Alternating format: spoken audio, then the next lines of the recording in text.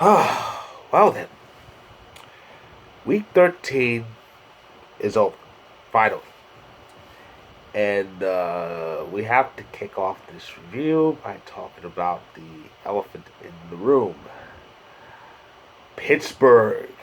Oh, Pittsburgh lost to the football team, known as the football team. I don't think anybody had this happening. Just when we thought that the Giants pulled off most likely the upset of the year when they beat Seattle, more on that later, out comes Washington to tell the Giants to hold their beer. Giants fans had to be pissed. I think pretty much all of them figured, well, Pittsburgh's going to kill them.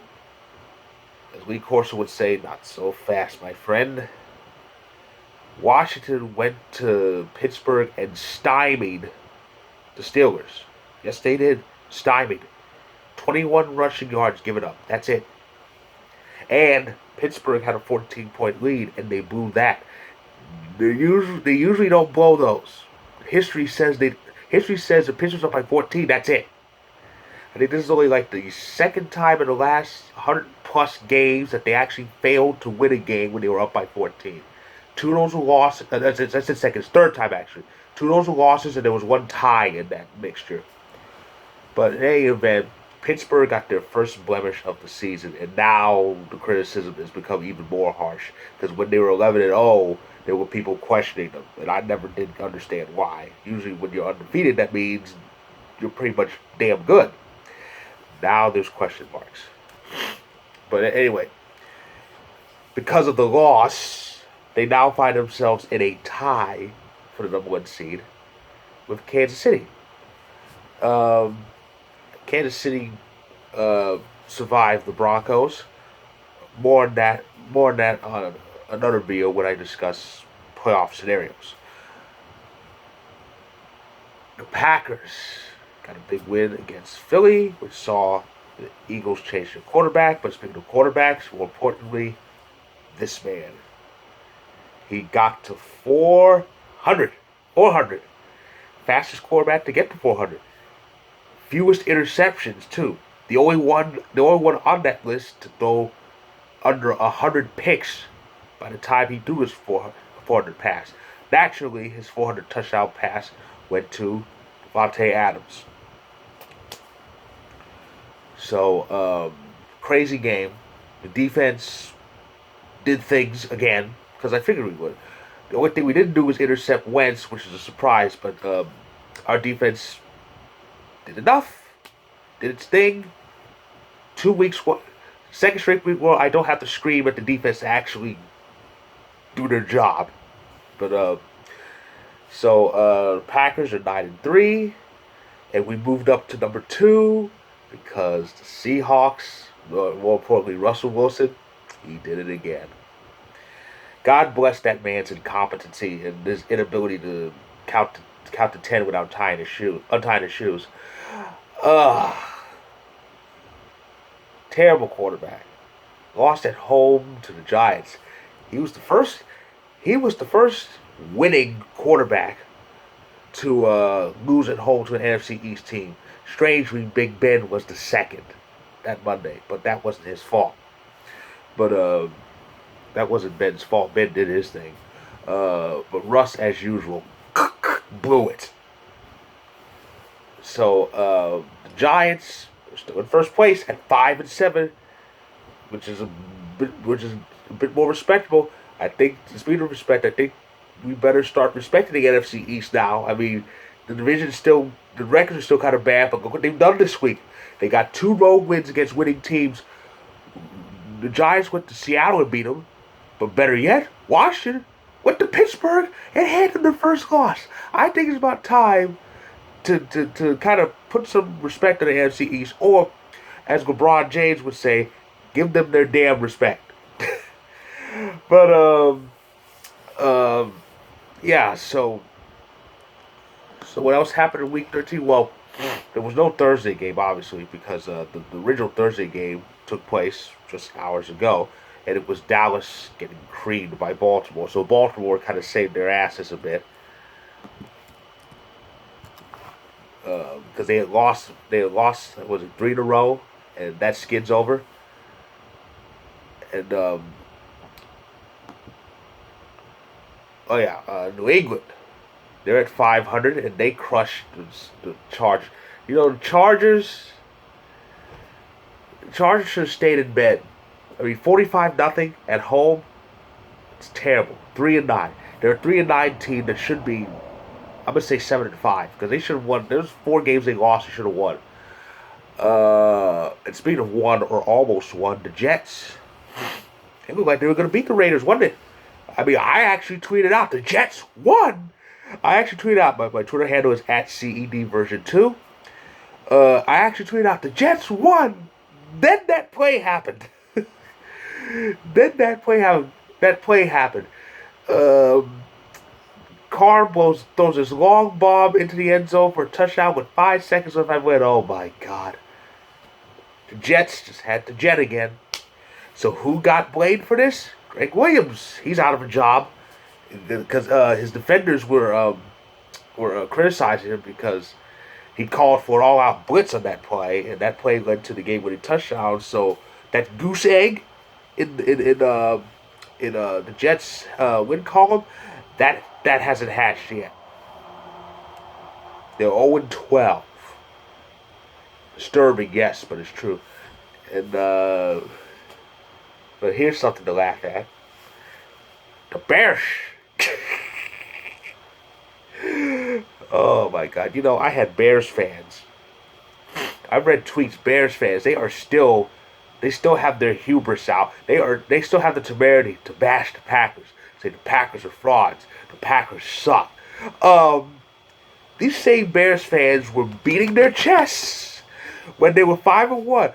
Bears are gonna kick ass. Bears are gonna win the division. We're way better than the Packers. Bears haven't won a game since then. Not one game. They even let Detroit waltz into Soldier Field and beat them. They gave up 14 points in less than a minute to that team. The Lions are the Jets of the NFC North, and the Bears lost to them at home. My goodness. Oh man, oh man, oh man. So the Bears are 5-7 and screwed. They're screwed. Oh, goodness. I mentioned the Chiefs earlier. The Chiefs actually clinched the playoff spot with that win. And who else clinched? The Saints did. The Saints survived the Falcons, so they're officially in the playoffs. So 2 playoff spots are clinched in the NFL, 1 in each conference, 6 to go in each conference. And the Rams capitalized for the Seahawks loss, and they beat the Cardinals, so they moved back into first place in that NFC West.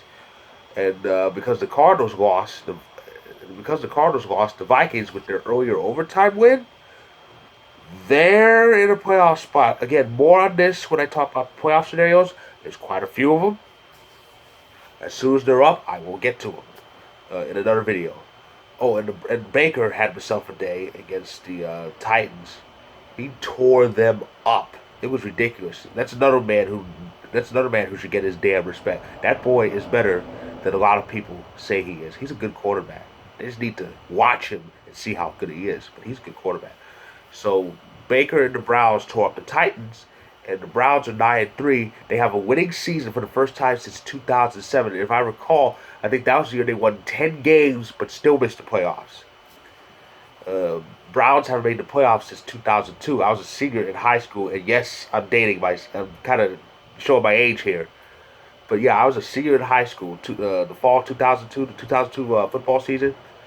That's the last time the Browns made the playoffs. That was the. Let's think about how long ago that is. 2002. That was the Texans' debut season. The Houston Texans' debut season. That was the year that the Seattle Seahawks actually moved to the NFC to accommodate for the Texans joining the league. 2002. I had to bring up WWE because I'm a WWE fan. 2002, the World Heavyweight Championship was brought into the Raw brand. Brock Lesnar back then was actually showing up week after week in WWE. Uh, I could go on. I could go on about all the things that happened in 2002, but yeah, it's crazy. So the Browns looks like that drop's gonna end. Uh, um, but again, I will delve more on the playoff pictures in both conferences when the playoff scenarios come out. I will describe those in a separate video, probably as soon as tomorrow, because week 14, yes, 14. Week 14 begins. Well, I said tomorrow. Today's officially Wednesday, so tomorrow is tomorrow technically is Thursday. So week 14 actually starts tomorrow. So later today, when the scenarios are out online, I will do a separate video and describe them all and bring up the playoff picture in each conference. But as for week 14, we have Thursday night football again. It's Patriots Rams, rematch of Super Bowl 53. Of course, first place Rams looking to stay up there and get a meaningful win at home. So good for them. As far as some key games, Vikings head to Tampa to face the Bucks. Bucks are coming off a bye and a 2-game losing streak. The first place Giants, the first place 5-7 Giants, face the third place 6-6 Cardinals. And the Giants can bring some more respectability to that record. They've won 4 in a row since that 1-7 start. Chiefs are in Miami to face the Dolphins. Titans coming off that loss head to the Jaguars, who have lost 11 in a row. I mentioned the Cowboys. Cowboys got trounced by Baltimore. They go to Cincinnati. It'll be a homecoming for Andy Dalton. Bengals are one of the few teams that have a worse record than Dallas this season, and the Bengals are eliminated from postseason contention. They got eliminated with that loss this past Sunday. As far as some other key games, a lot of key games happened late today. that 4 o'clock Eastern, 1 o'clock Pacific window. 1 o'clock Pacific window. The football team coming off that big win in Pittsburgh. They're going to Arizona to face the Niners. Well, the Niners are playing in Arizona because COVID's getting bad in Santa Clara. The Saints will head to Philly to face the Eagles, and the Eagles will start Jalen Hurts. That's good. Packers are in Motown to face the Lions. The Steelers look to lick their wounds on Sunday Night Football and take that loss out on the Bills up in Orchard Park. That's the NBC game. And Monday Night Football is Ravens and Browns. That's going to be a good one. That's going to be a good one. It's always good when those two teams come together. That game's in Cleveland, so the Browns have a good chance to make up for the opening week meeting where the Ravens just embarrassed them. And the Browns want to get to 10 wins for the first time since 2007. So yeah, we are deep in December now. It's December, and we're in the final 4 weeks of the season. It is going to be fun. It's going to be insane, and I just hope all you football fans enjoy it with calmly, very calmly. And I'll be back very soon to announce the playoff picture scenarios for Week 14. I'm pretty sure there's quite a few of them, quite a lot. A lot of teams can get in this week ahead. So until then, fellow football fans.